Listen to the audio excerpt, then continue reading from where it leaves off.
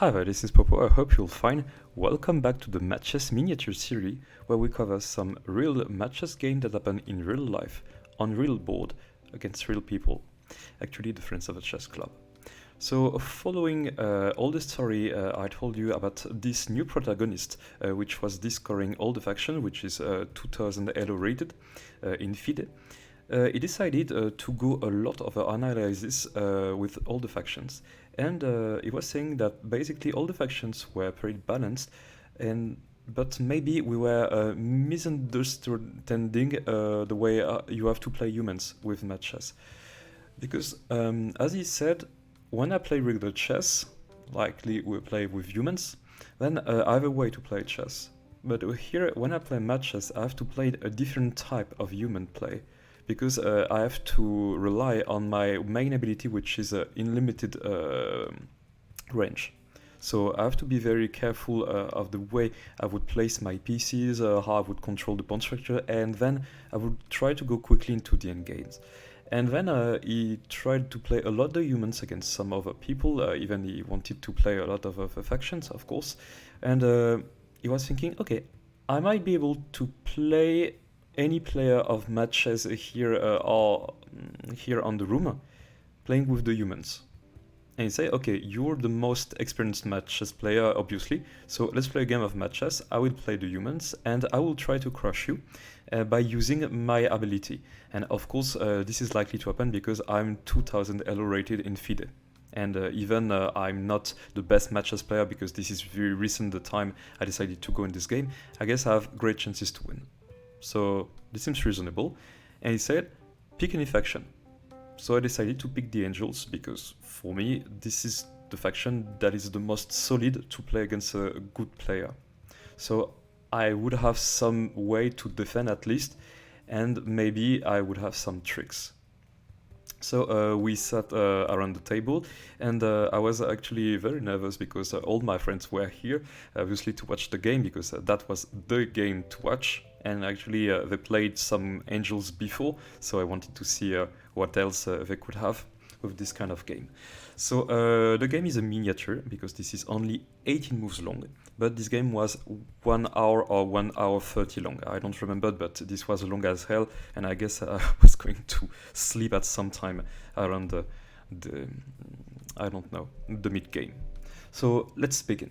We have e4, e6, d4, and then my opponent, instead of playing a French, decided to play knight to f6.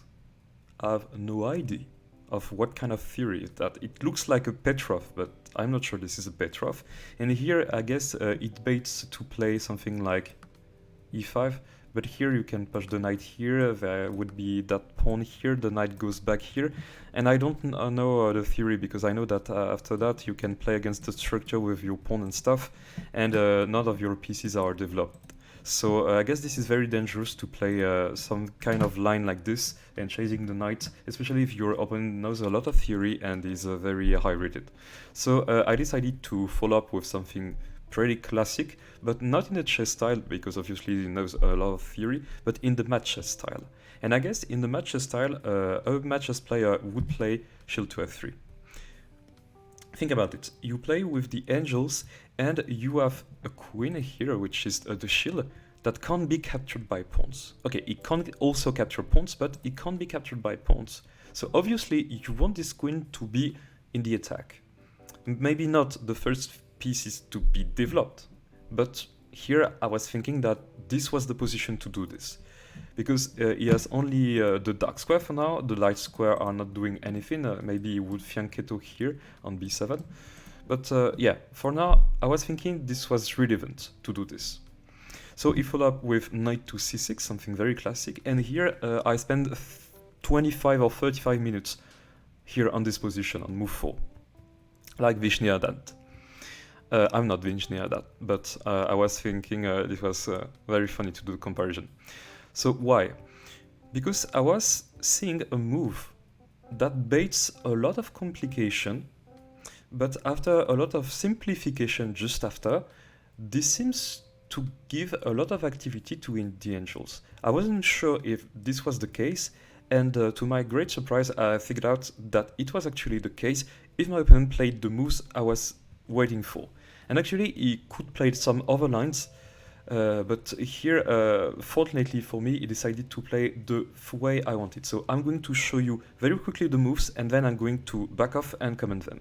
So it showed with pawn to d5, pawn captures, knight to d4, we have thrown to c3, bishop to b4, bishop zealot to g5, captures with check, recaptures with the shield, knight captures, shield captures, queen captures, thrown to f3, queen to f5, zealot to d3, queen to e6, check, king to d1, and castle. And this is approximately what I was waiting for. Not exactly the position, but I wanted to put this shield around here to be sure that this would develop and have to be ready to go for some attack here. So let me go back a little to explain you what happened on this line. So the point here, you could be tempted to play e5 actually, but this would transpose into the same variation actually, but not really. For example, if you decide to play here, you can decide to take here and have a tempo at least. Even this looks very terrifying, and maybe you have to defend with the bishop, even there's something unclear here. The other stuff you can do, if push here, you can decide to put the knight back here. Obviously you can't put it here because the shield isn't gonna capture, and you can't recapture with the pawn because this is the shield. But he would be able to play against the structure and then completely crush me. So I wasn't thinking this was a good idea, even I considered this move. I rather considered this move d5. This move d5 attacks the knight, and here you have a lot of ways to replace it, but this gets with some kind of tension. And here, if he decides, for example, to go here, I can always put here, and that's here, or I don't know, some other square, maybe here also. And here you have to defend with the bishop. And even there would be some kind of discover attack, you don't really like your structure here. This is not really pleasant to see. So that was the risk to get this complicated position, but at some point I was pretty sure it was gonna capture on d5. At least I'm not an incredible chess player, so maybe he thinks that I'm a new buy and is going to crush me, so no problem with that. So he decided to capture and recapture, and now the question is asked the same, where do you put the knight? You can decide to put the knight here, but I would have this kind of idea to put the shield on f4, and then you have to put the bishop to d6, and maybe I would be able to do something very interesting, try to get some deflection, or even on the position, if the knight goes here, I can even try to go this way, and then this can happen, and then I can try to go back here and try to get some pressure over this knight. I don't know, a lot of things can happen here, and I can attack. But obviously he goes for the sharpest line, of course, which is knight to d4. And the idea is simple, you want to attack this, and at the same time you attack here. And I guess you bait for the shield to go back here, I guess, or to go back here. And then you have to defend your knight, for example, with this kind of move, and then you try to capture here. That can be an idea.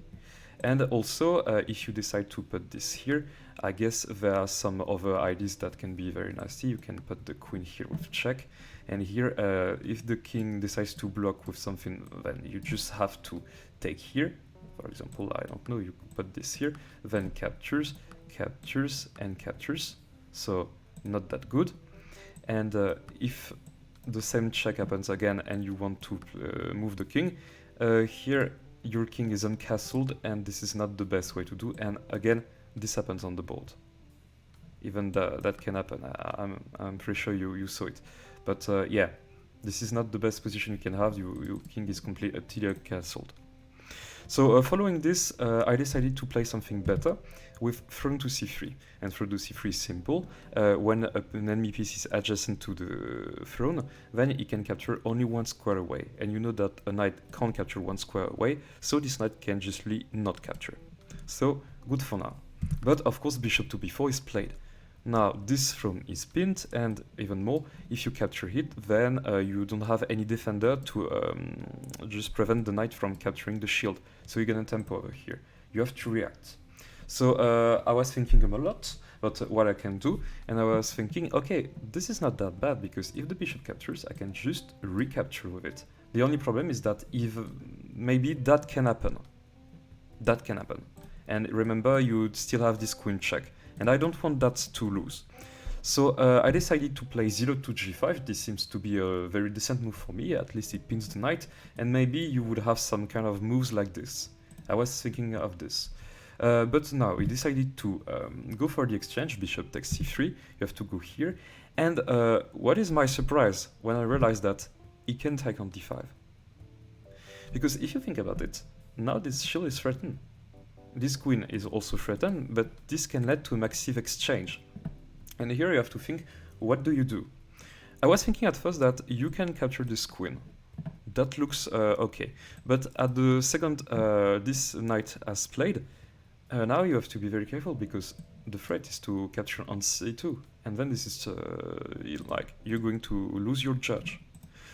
So you have several ways to defend this. You can put the judge here to defend the pawn itself. You can put the zealot here on d3. I guess putting the zealot on d3 should be the best idea to go for this kind of capture. But here the opponent wouldn't have any problem to capture on d8, and after captures you just have to play the rook to e8, and then your opponent also makes you uncastle. And I don't know, you play a king to d2, and maybe knight goes here or maybe goes here, and now you're perfectly fine. Because even if you go and win this thing, it would be likely to push here, and I guess on the pawn is equal, but you have pawn island with double pawns here, so that doesn't help for you. Even though you can still have some counterplay, but two rooks. Remember, the humans are very powerful. So I wasn't satisfied of this kind of position, so I decided to follow up with shield captures on d4 and queen captures on g5. And here I was pretty satisfied of the position because that led approximately to the position I wanted, because at some point I wanted to develop the throne to f3 and to get access to v square, which were very powerful. And here I can safely develop with tempo. Throne to f3 threats the queen. And even more, where do you put the queen? You have to be very careful because this knight is under attack, remember. So you can't put it here because this is obviously going to be captured also. But if you decide to put that here, then I can just play that. That's not that easy to deal with, because here you have to put the queen on somewhere else, and then the knight is going to be captured. So here my opponent decided to play queen to f5. Excuse me, I'm just shutting the analyze. Yeah, this is better to go for the main line. A queen to f5. And okay, you might say this leads to the same idea here, but I guess at this point you have maybe a way to compensate. I didn't want to study this line. Maybe there were some tactics. I was very scared actually of what could happen with this line. Maybe you can have some scary thing here. I don't know. If you go here. Oh yeah, okay, I know why I didn't play that. Excuse me, I'm stupid. You can just take on f3. Okay. I begin to be tired, excuse me. So yeah, this makes more sense now when the queen is on f5. So here I decided to follow up with zealot to d3, and this is good because you have the zealot of d3 as planned, and this gets a lot of activity. And excuse me, I'm playing a move I didn't want, and it goes for a certain thematic because if you want to put the queen somewhere else, I don't know where, maybe here, that's what's played on the game. Later, when the dust is okay, you can just simply capture here, and the rook cannot capture because this is the zealot, and you can't capture the zealot if the piece is just in front or behind it, directly one square. So this is why in this position my opponent decided to play the queen to e6 that comes with check, and now he's asking a question, is that where do you put your king? Because obviously something is gonna mess up. You just end castle. So I was thinking of 3 moves. So you have this move, this move, this move. I didn't want to put my zealot here because that would lose some activity. And at the same point, I didn't want to exchange the queens because I guess my shield can do a lot of stuff here that still gets some pressure over this knight. And this is not that hard to defend it. Because remember, even if you push a pawn, then if the queen doesn't guard it, I can take it. The pawn cannot recapture. So I was thinking about moving the king. What was I thinking about? If I decide to play the king here, the problem is that at some point this is going to be pushed, like this is going to move, and this wall diagonal would go for the king with tempo. So I can get some bishop moves, some queen moves, I don't know. Something can go here and check. So I was thinking this is not the good idea. I was thinking also about this move. The only move problem is that that kind of wins the tempo, because you can put the queen here to h6. And here you can't really place a piece in the path. So you're forced to go here, and then your queen is replaced. You can safely castle and do stuff. Or maybe no, you don't castle yet. You first put the knight on f6, or maybe knight to b6 to be sure that the knight is still alive. Yeah. So I was thinking of this, so I decided to go for something that might be okay, king to d1. And king to d1 is the fact is that, okay, if you can have access to check here, but if you check from this diagonal, I can push the pawn.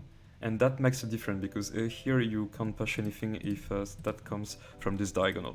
So king to d1 seems okay, and at the same point, I would be able to put the thing on e1, so asking question to the queen, and maybe put something in front of it when I would attack with the charge. Also, I still target this pawn on h7 to take, so not that easy to defend. So I guess my opponent made the right decision, he decided to castle. And here, maybe you have better, but this seems to be a reasonable move.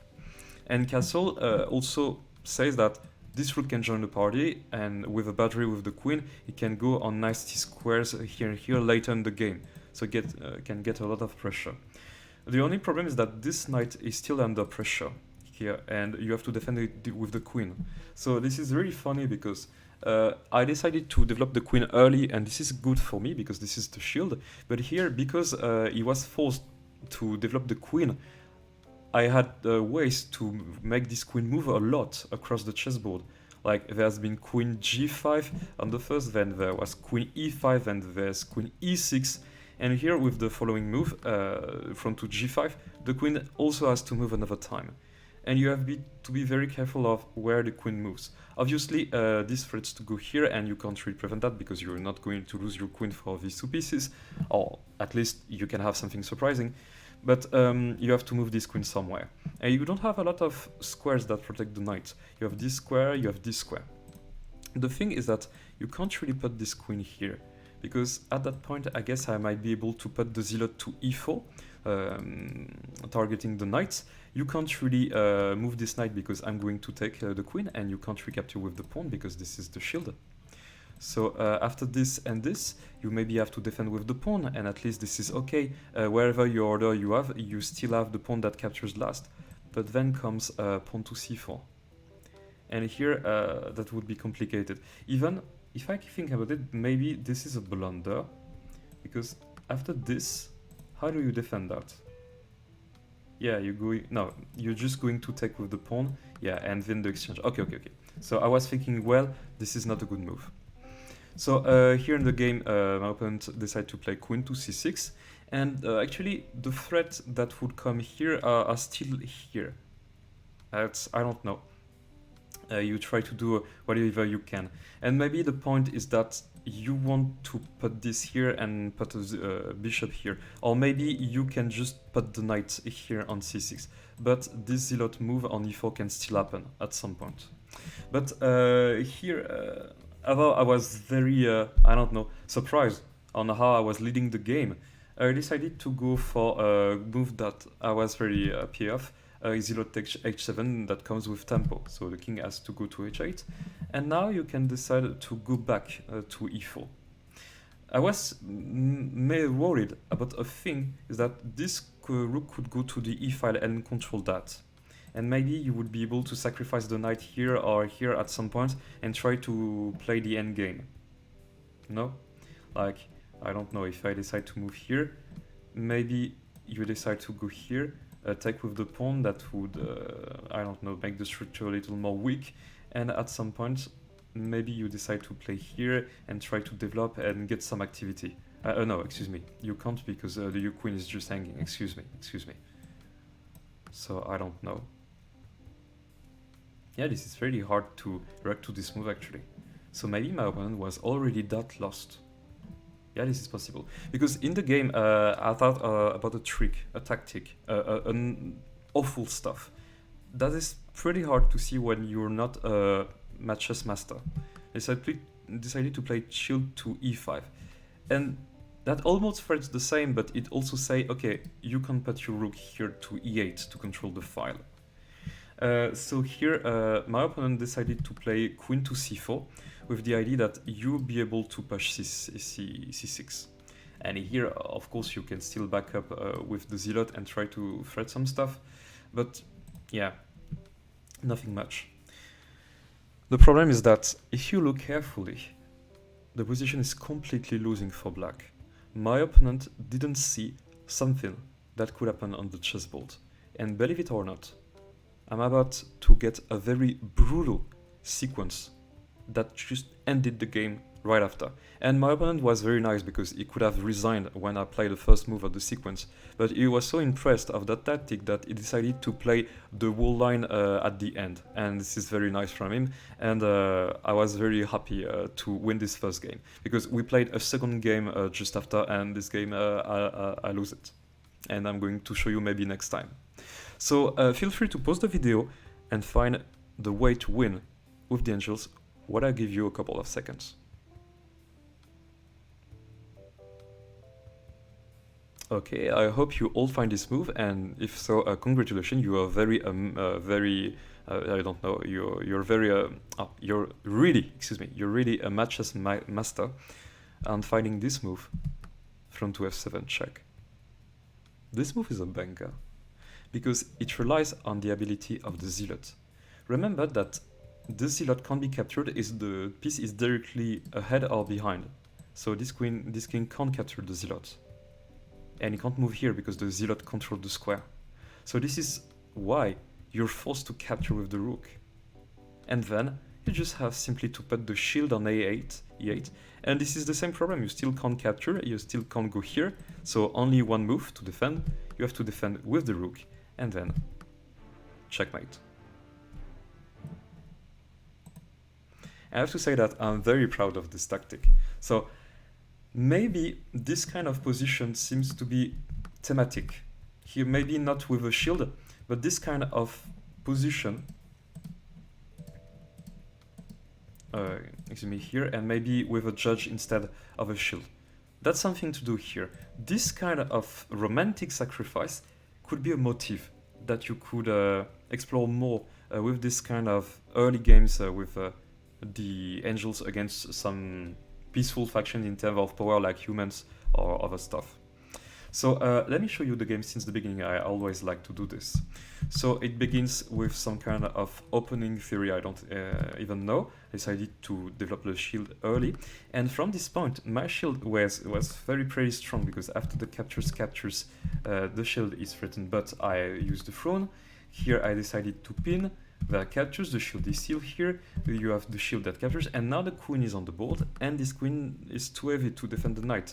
So if just hunt away, I just look for the king, my opponent tries to defend, and then this crumbles from to g5, queen to c6, I take with check, and here I don't even back off on e4, I just play shield to e5, and here you try to get a beefing room, but here comes the tactic, and checkmate.